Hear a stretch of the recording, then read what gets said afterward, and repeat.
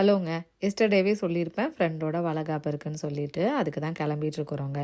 8:30க்கெல்லாம் கிளம்பணும் அப்படின்னு சொல்லிட்டு பிளான் பண்ணியிருந்தோம். ஆனால் 8:30க்கு கிளம்ப முடியல. கொஞ்சம் வேலைகள்லாம் இருந்தனால 10:15க்கு தான் வளையல் போட ஸ்டார்ட் பண்ணோங்க.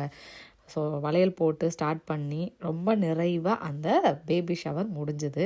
ரொம்ப ஹாப்பியாக இருந்தது. எல்லோரும் இந்த மாதிரி ட்ரெடிஷ்னல் ட்ரெஸ்ஸில் பார்க்கும்போது இன்னுமே அழகாக இருக்கும் அந்த இடம் பார்க்குறதுக்கே. அந்த மாதிரி தான் இருந்தது.